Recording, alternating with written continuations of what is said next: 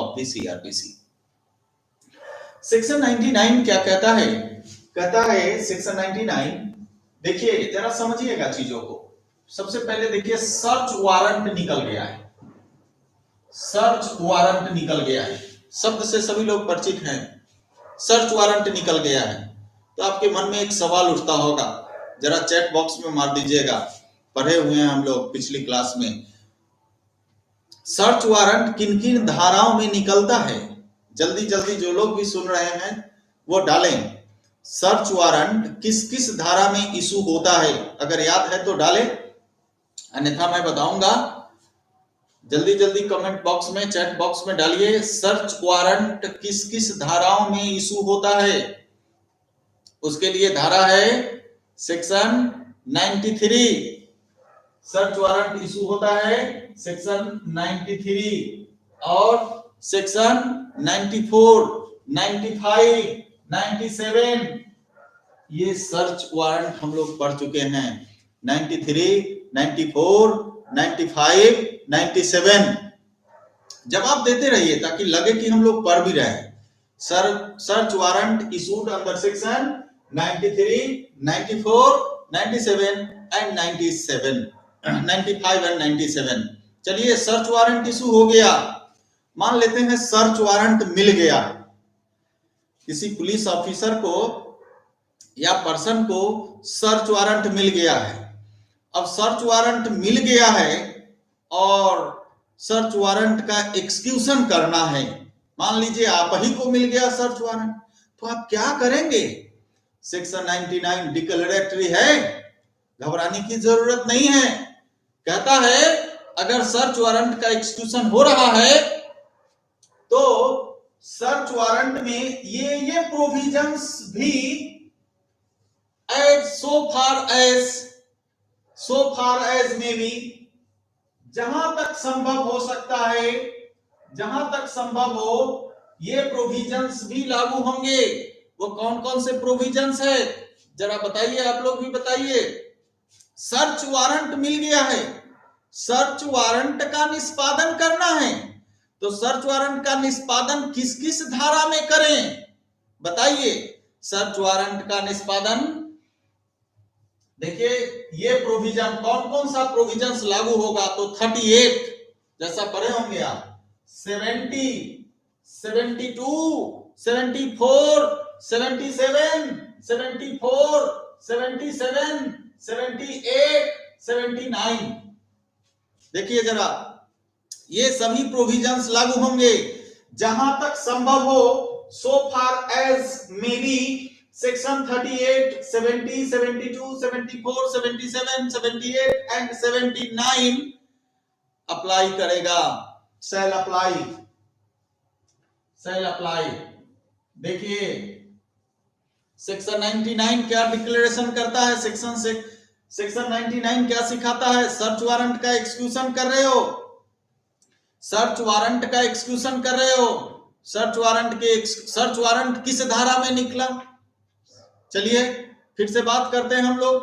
Search warrant, in which section search warrant issue किया गया है? तो आपने देखा कि सेक्शन 93, 94, 95 एंड 97 में सर्च वारंट इशू किया गया है। अब सर्च वारंट इशू हो गया है, सर्च वारंट का एक्सक्यूशन कैसे होगा? तो सेक्शन 99 कहता है जहां तक संभव हो, so far as may be, जहां तक हो सके आप धारा 38, धारा 70, धारा 72, धारा 74, धारा 77, धारा 78, धारा 79 अप्लाई होगा। कीजिए थोड़ा सा इन शॉर्ट 38, 70 इन सब के बारे में जानते हैं। जानते 38 क्या है? सेक्शन 38 को हम लोग ऐसे याद रख सकते हैं, ये हेल्प करने वाला धारा है। Help in execution of warrant, आप पढ़े होंगे, help in execution of warrant. देखिए आपसे मदद मांगा जा रहा है, आपसे मदद मांगा जा रहा है। ये एक्सक्यूशन कौन कर रहा है? एक्सक्यूशन कौन कर रहा है? एक्सक्यूशन कौन कर रहा है कि आपसे मदद मांग रहा है? क्या ये पुलिस ऑफिसर नहीं है क्या? नहीं, ये अदर देन पुलिस ऑफिसर है, अदर देन पुलिस ऑफिसर है। अदर देन पुलिस ऑफिसर में आप ही है क्या? हाँ, आप ही है, मैं हूं। Other than police officer, that is any person, any person, any person execution कर रहा है वारंट का, तो आपसे सहायता मांग रहा है। हाँ, हमको मिला है, मैं आपसे सहायता मांग रहा हूं। अच्छा अच्छा, ठीक है, सहायता मांग रहे हैं, ठीक है, कोई बात नहीं है, सहायता कीजिए, बड़ी अच्छी बात है। धारा 70 देखिए, धारा 70, धारा 70 हम लोग पढ़े होंगे। फॉर्म, फॉर्म, प्रारूप, प्रारूप, प्रारूप किस चीज का? वारंट का प्रारूप, फॉर्म, और इसका पीरियड, अवधि, इसका पीरियड, अवधि। वारंट का प्रारूप एवं वारंट की अवधि के बारे में हम लोग पढ़े होंगे। Of warrant of arrest, period of warrant of arrest, ये हम लोग पढ़े हैं। धारा 72 अब तो पढ़े ही हैं। सेक्शन 72 में पढ़े हैं, वारंट किसे निर्देशित होगा? वारंट किसे डायरेक्टेड होगा? डायरेक्टेड किसको निर्देशित किया गया है वारंट एक्सक्यूशन के लिए? 74, सेक्शन 74, वारंट पुलिस ऑफिसर को डायरेक्ट किया गया है, निर्देशित किया गया है। अच्छा, 77, अच्छा 77 तो आप जानते ही है, 77 है कि ये वारंट ऑफ अरेस्ट है, ये भारत में कहीं भी इसका एक्सक्यूशन हो सकता है।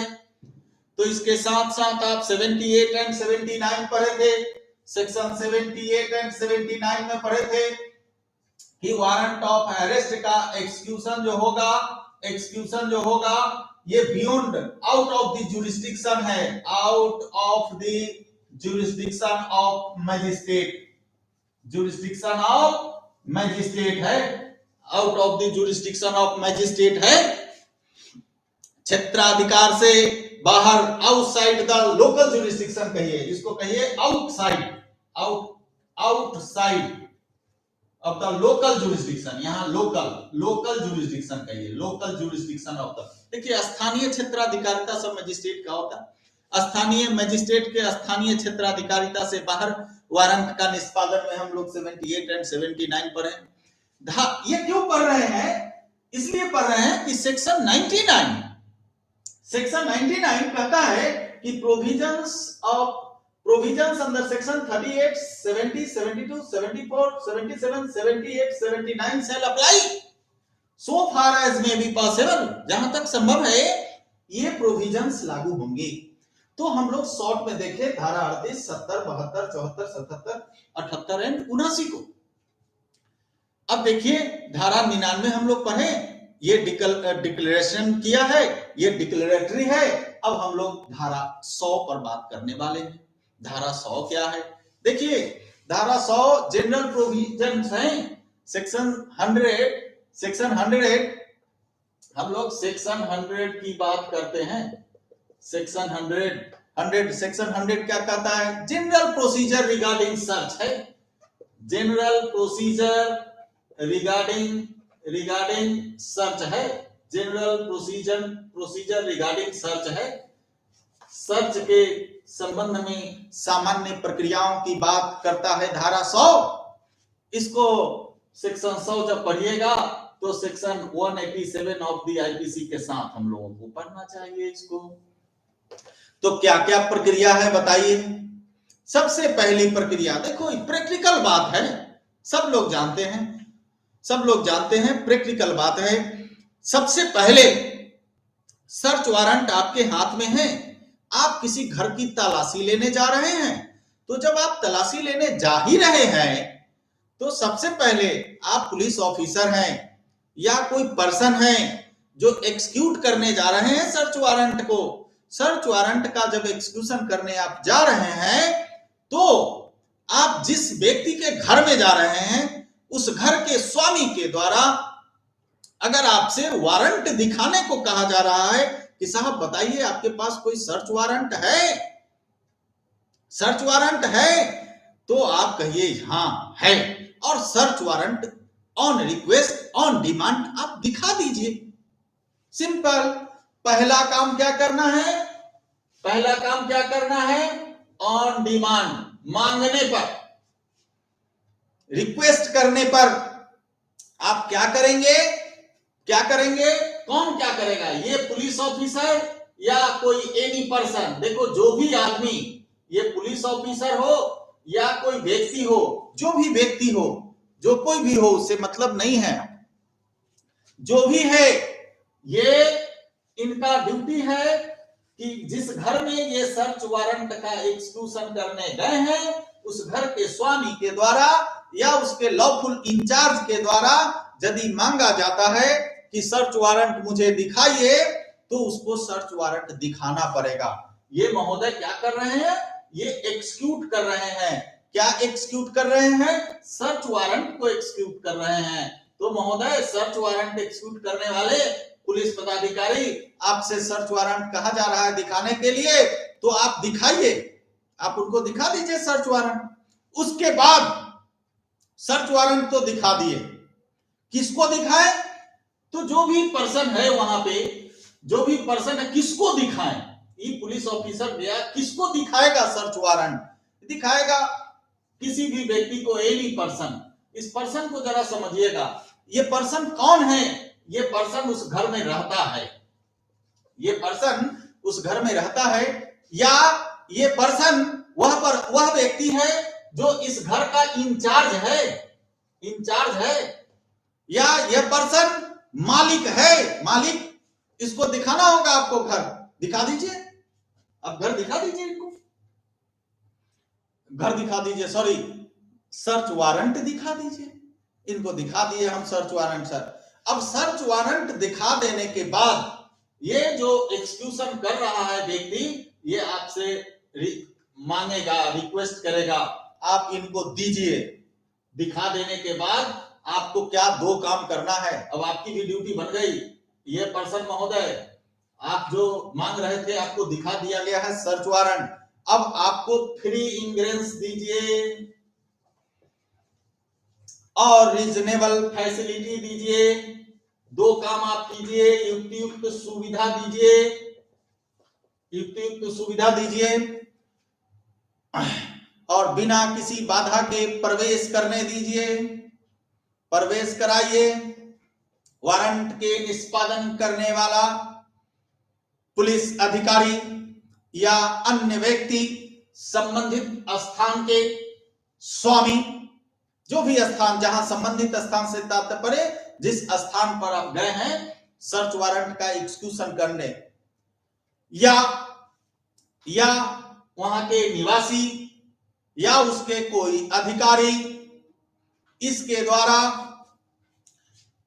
मुख्यतः प्रवेश तथा युक्त सुविधाओं की मांग किए जाने पर इस पुलिस पदाधिकारी को या उस अन्य व्यक्ति को यह सुविधा दीजिए।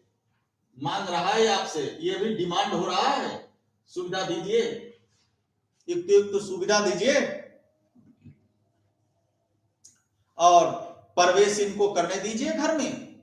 ना करने देंगे तब, मान लो घर का मालिक बदमाश है, घर का मालिक बदमाश है, नहीं करने दिया घर में प्रवेश, आपको सर्च वारंट मिला हुआ है, तब आप क्या कीजिएगा? नहीं प्रवेश करने देगा तो क्या कीजिएगा? आपके पास कोई ऑप्शन है तो बताइए चेक बॉक्स में। आपको सर्च वारंट मिला हुआ है, नहीं करने दे रहा है, तो क्या कीजिएगा बताइए जरा। देखिए, आप समझ लीजिए, घर का दरवाजा तोड़ देंगे, घर की खिड़की तोड़ देंगे, आप हमको प्रवेश करने दीजिए, हम फोर्सफुल्ली एंट्री मारेंगे, एंट्री और एग्जिट करेंगे। यही है कि गेट और खिड़की भी तोड़ा जा सकता है। आप पढ़ लीजिए, धारा 100 पढ़ रहे हैं, 100 की पहली बात आपने पढ़ी है, अब दूसरी बात भी आप देख लीजिए। दूसरी बात आपको कह रहा है कि हम सेक्शन 47(2) को फॉलो करेंगे, सेक्शन 47 क्लॉज 2 इसको फॉलो करेंगे और हम घुस जाएंगे फोर्सफुल्ली घुसेंगे, एंट्री और एग्जिट मारेंगे। आप बाद में ना कहिएगा बाद में ना कहिएगा कि गेट तोड़ दिया, विंडो तोड़ दिया, बाद में ना कहिएगा। अक्सर लोग बाद में आते शिकायत कर रहे कि पुलिस वाला गए हमारा गेट ही तोड़ दिए, हमारा विंडो तोड़ दिए। अरे तो जब वो कहे, तो जब रिक्वेस्ट किए थे, डिमांड किए थे, तो उनको एंट्री करा देते, उनको सर्च करने देते। नहीं करने दिए तो दरवाजा तोड़ दिए, खिड़की तोड़ दिए, तोड़ा जा सकता है। लेकिन याद रहे मिस्टर एक्सिक्यूटर, आप पुलिस पदाधिकारी हो या कोई पर्सन हो, जब आप घर में प्रवेश कर रहे हैं तो थोड़ा सा शालीनता का भी ख्याल रखिएगा। अगर कोई महिला है घर में तो याद रहे आप नॉक करें और उनको कहें आप हट जाएं, आप निकल जाएं। शालीनता में कमी नहीं, मिसबिहेव नहीं करेंगे, हम एंट्री करेंगे और उसके बाद सर्च कीजिए। और 100 का तीसरा खंड है, हम सर्च करेंगे। देखिए एक और शब्द आपको बताने वाले हैं हम, सर्च ऑफ पर्सन। देखिए इसी को सर्च ऑफ पर्सन का मतलब क्या हुआ, किसी व्यक्ति की तलाशी का मतलब उसके बॉडी की तलाशी होती है, बॉडी की तलाशी होती है। इसी को बोलचाल की भाषा में हम लोग जमा तलाशी कहते हैं, जमा तलाशी कहते हैं। जमा तलाशी दो, जमा तलाशी दो, अपना पॉकेट वॉकेट बताओ क्या है नहीं है। अगर उसको पुलिस ऑफिसर को या जो व्यक्ति वारंट का एग्जीक्यूशन कर रहा है उसको लग रहा है कि ये सस्पेक्ट है कि कोई वैसा ऑब्जेक्शनेबल आर्टिकल्स है, तो जमा तलाशी लेते हैं। तो जमा तलाशी ले रहे हैं तो दो जमा तलाशी, और जमा तलाशी लेंगे। लेकिन इसके भी कुछ और नियम हैं। देखिए चौथा खंड, 100 का चौथा खंड, इसके नियम ये है कि वहां दो और दो से अधिक, 2 और मोर देन 2 पर्सन वो विटनेस के लिए आएंगे, विटनेस बनेंगे। ये 2 हो सकते हैं, 2 से अधिक भी हो सकते हैं, 2 या 2 से अधिक लोग आएंगे यहां विटनेस के रूप में। 2 और मोर देन 2 पर्सन, 2 और मोर देन 2 पर्सन ये विटनेस इनको। अच्छा एक बात बताओ, पुलिस ऑफिसर गए हैं घर में तलाशी लेने, 2 को विटनेस को कह रहे हैं कि तुम आओ भैया और साक्षी बन जाओ, हम इनका घर का सर्च वारंट, इनके घर का सर्च वारंट है या कोई भी बंद स्थान है उसका सर्च वारंट है, तुम साक्षी बन जाओ, हम यहाँ सर्च करेंगे, जमा तलाशी लेंगे। और वो आदमी आता नहीं है, वो बगलगीर आता नहीं है, कहता नहीं हमको इस सब में लफड़ा में नहीं पड़ना है। देखिए भाई पुलिस ऑफिसर है, ये आपको रिटन ऑर्डर इशू कर देंगे, याद रहे। ये विटनेस को ये रिटन ऑर्डर इशू कर सकते हैं, और रिटन ऑर्डर जब इशू करेंगे तब आपको आना पड़ेगा। न आएंगे फिर भी रिटन ऑर्डर इशू कर देगा, फिर भी नहीं आएंगे, नहीं आइएगा कैसे, गजब आदमी आप, नहीं आइएगा तो धारा 187 187 ऑफ द आईपीसी आपका इंतजार कर रहा है।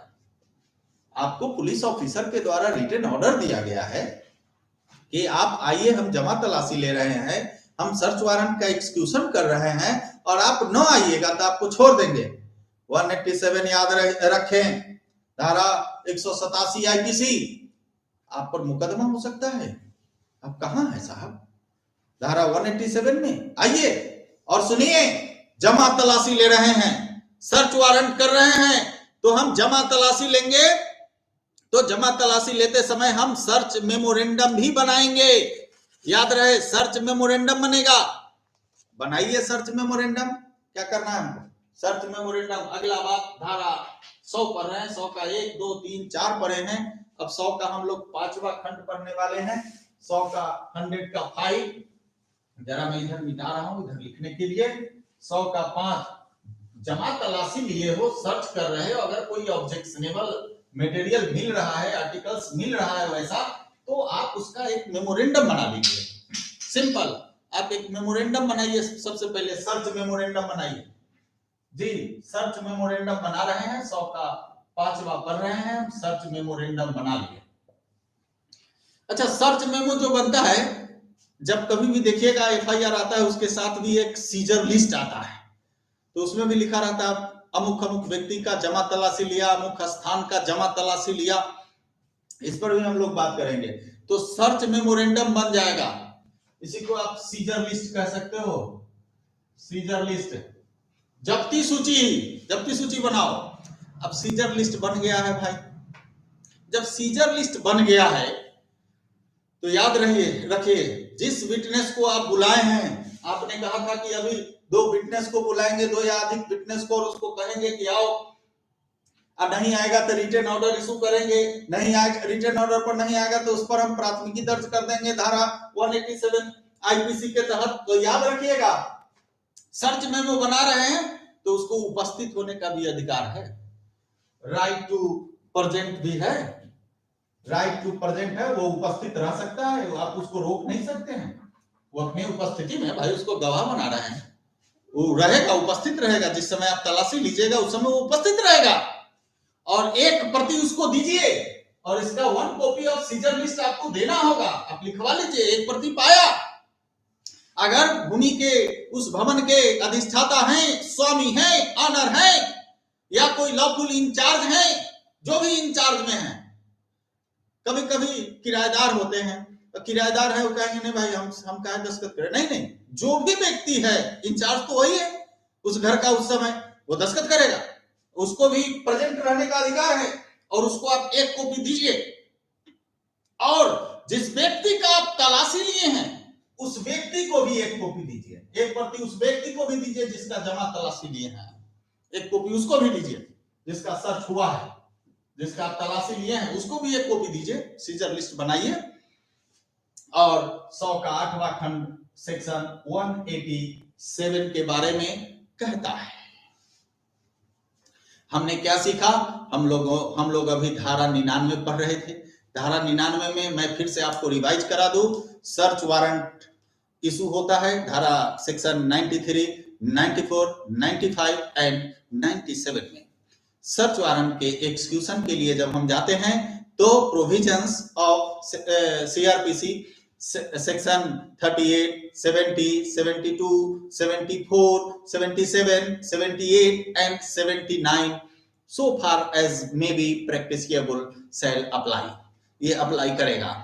फिर हम लोग धारा 100 पढ़ रहे थे। धारा 100 में हम लोगों ने क्या देखा है कि हमको जो भी भूमि के भवन के स्वामी है या इंचार्ज हैं उनके द्वारा मांगे जाने पर उनको हम सर्च वारंट दिखाते हैं, और उसके बाद हम उनसे ऑन डिमांड, वो भूमि के अधिष्ठाता और वो इंचार्ज, उनका काम है हमको प्रवेश कराने का और युक्त सुविधा देने का, वो सहयोग करेंगे। हम सर्च वारंट का एक्सक्यूशन कर रहे हैं, वो सहयोग करेंगे, सिंपल बात है। अगर हमको प्रवेश नहीं मिलता है तो हम धारा 47(2) के अनुसार कार्यवाही भी कर सकते हैं।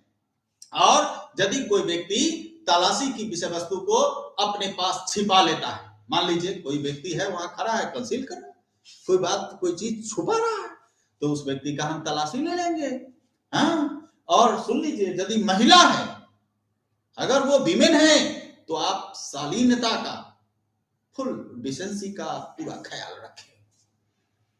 और ये भी याद रखें, तलाशी के पूर्व इस 2% के 2 फिटनेस के बारे में ध्यान दीजिएगा।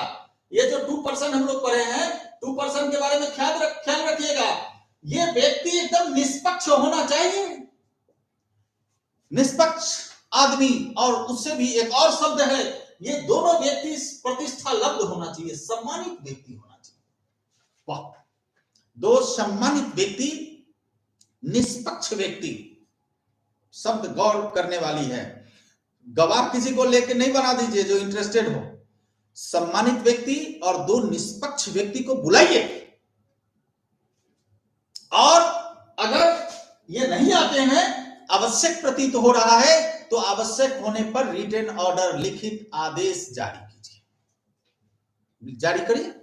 और सुनिए, तलाशी के समय तलाशी प्रपत्र बनेगा, मेमोरेंडम ऑफ सर्च बनेगा, बनाइए मेमोरेंडम ऑफ सर्च, और उस पर साक्षियों का दस्तखत कराइए। और जो वारंट का निष्पादन करने वाला व्यक्ति है वो भी अपना सिग्नेचर करेगा, सिग्नेचर कराइए। और याद रहे, ये जो साक्षी हैं इनको जनरली साक्षी के रूप में, अभियोजन के साक्षी के रूप में बुलाया जाता है, ये साक्षी बनेंगे। लेकिन याद रहे, उनको बाध्य ना कीजिए, न्यायालय में उपस्थित होने के लिए नहीं कहिए, सामान्यतः नहीं कहिए, उनसे हस्ताक्षर करा लिए, बात खत्म कीजिए। बाध्य कीजिएगा तो कोई बनेगा भी नहीं। अब एक बात और, जिस व्यक्ति की आपने तलाशी लिया है, तलाशी जिसकी ले ली गई हो, उसके पास से अगर कोई बरामद वस्तु है तो उसको सूची बनाइए और सूची बना के उसको दे दीजिए। तलाशी में कोई हस्तक्षेप करेगा उसके विरुद्ध आप कार्रवाई कीजिए 187 के तहत। अब हम लोग धारा 101 पढ़ेंगे, सेक्शन 101। देखिए, इस सर्च वारंट का एक्सक्यूशन कर कहां रहे हैं आप? सर्च वारंट का एक्सक्यूशन है out of the local jurisdiction. Section 101, search warrant का एक्सक्यूशन कहां किया जा रहा है? सर्च वारंट का एक्सक्यूशन किया जा रहा है out of the local jurisdiction. Local jurisdiction के बाहर, out of the local jurisdiction search warrant का एक्सक्यूशन किया जा रहा है।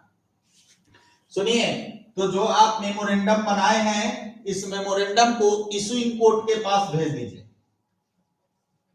इशूइंग कोर्ट के पास भेज दीजिए। अगर कुछ अन्यथा नहीं है तो, अगर कोई अदरवाइज रीजन है तो आप जो भी नियरेस्ट है मजिस्ट्रेट, नियरेस्ट मजिस्ट्रेट के समक्ष भेज दीजिए।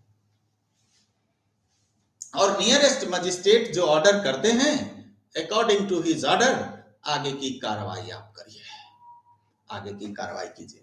यानी धारा 101 कहां लागू होगी? जहां वारंट का निष्पादन मजिस्ट्रेट के स्थानीय क्षेत्राधिकार के बाहर हुआ है। और तलाशी में प्राप्त वस्तुओं का मेमो बनाइए, सूची बनाइए, और तलाशी में प्राप्त सामग्रियों की भी सूची बनाइए, और सबको, उस सामग्री को जो आप सर्च किए हैं आप, और उस मेमोरेंडम को, सब कुछ को ले जाके उस न्यायालय को जिसने वारंट आपको जारी किया है, उस न्यायालय के समक्ष प्रस्तुत कर दीजिए। उस न्यायालय के समक्ष आप प्रस्तुत कर दीजिए। Simple, section 101 of the CrPC यही है। लेकिन यदि तलाशी का स्थल यदि लोकल मजिस्ट्रेट के अधिक निकट है, कोई वहां पे लोकल मजिस्ट्रेट है, तो आप तलाशी प्रपत्र और तलाशी में जो भी सामान आपने जब्त किया है, उसी जो मजिस्ट्रेट, लोकल मजिस्ट्रेट है, उसके समक्ष ले जाइए। लेकिन यहां पे तभी ले जाइए जब तक कोई विशेष कारण ना हो, विशेष कारण ना हो, और जो लोकल मजिस्ट्रेट है वो उसके आदेशानुसार संबंधित मजिस्ट्रेट के समक्ष आप वस्तु को और तलाशी के मेमोरेंडम को ले जाइए। धारा 101 यही है। तो हम लोगों ने अभी बात किया धारा 99, धारा 100